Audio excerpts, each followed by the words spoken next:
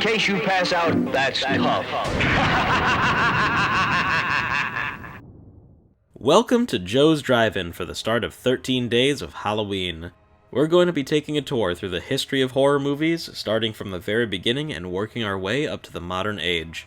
I find no better place to start than 1920's The Cabinet of Dr. Caligari.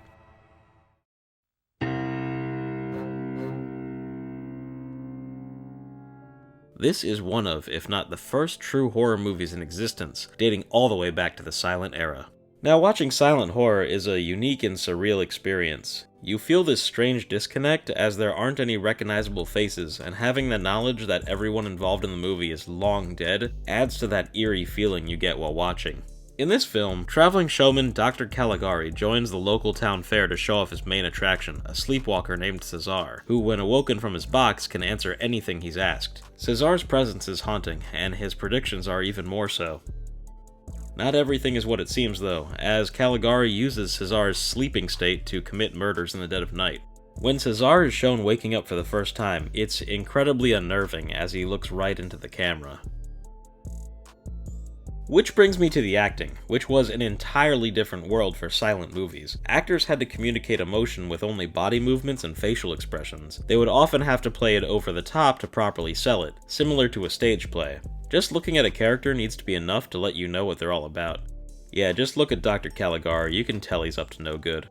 The Cabinet of Dr. Caligari is what's called a German expressionist film, where an artist's feelings and ideas take priority over realistic visuals. There are plenty of long, drawn shadows, buildings bent at unnatural angles, and nothing you see makes much sense. Everything in this movie is brimming with this style. You can see it in everything from the sets to the various title cards you see while watching.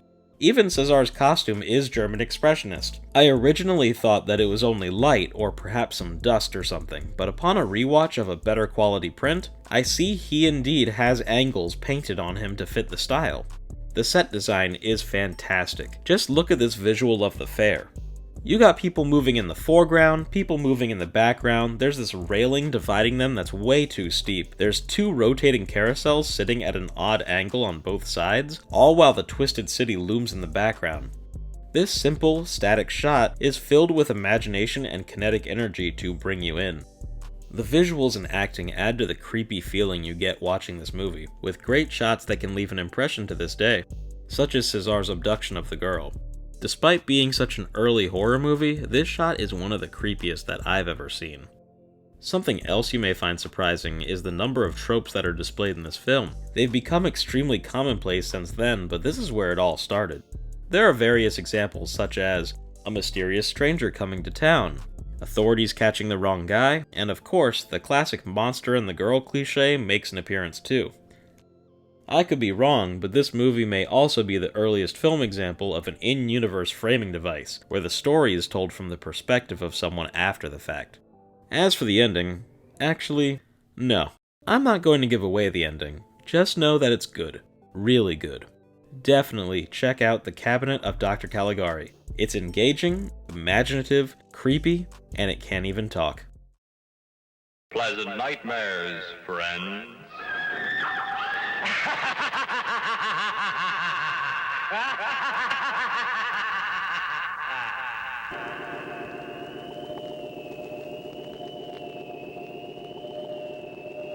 Good midnight to you.